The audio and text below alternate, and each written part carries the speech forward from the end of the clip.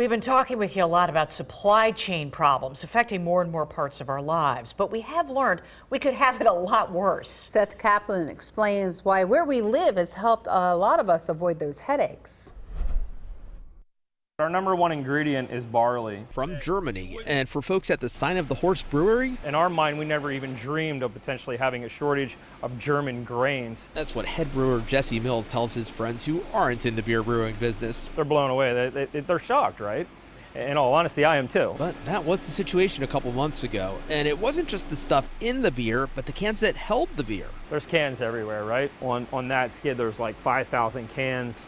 We might have been down to 100. No longer a problem, partly because supplies are getting routed through different ports, so Jesse can go back to thinking about what's most interesting to him. You're seeing the separation of beer between sediment. Each individual batch of beer that we do is roughly 18 to 20 kegs. That might sound like a lot of beer to you and me, but it's actually nothing compared to the biggest brewers. Still, the math is similar for the biggest companies of all. The largest roaster in the world distribution center for Starbucks is in York County. And the reason why it's in York County is because they depended on the port to bring the beans in. The Port of Baltimore, that is, which Bill Doyle runs. He says if you feel like you're always hearing about issues at West Coast ports, there's a good reason for that. 40% of all goods coming into the United States came through Los Angeles Long Beach.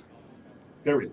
End of story. Even a lot of stuff that ends up on the East Coast. But more of it is beginning to come through Baltimore, where Doyle says things are actually running rather smoothly. York, Adams County, Cumberland County, Lancaster County. I mean, those are central locations where we bring in goods and export to that York, South Central Pennsylvania area. And Doyle says because of what's going on in LA and elsewhere, even more cargo is flowing to nearby warehouses through Baltimore. We've had 23 ad hoc container ships visit the Port of Baltimore. Ad hoc means ships that were not destined for Baltimore were diverted to Baltimore because of congestion. Doyle says Baltimore has gotten new permanent cargo ship routes too.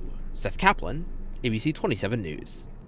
And Doyle runs the Port of Baltimore but lives in York along with his wife who grew up in York County.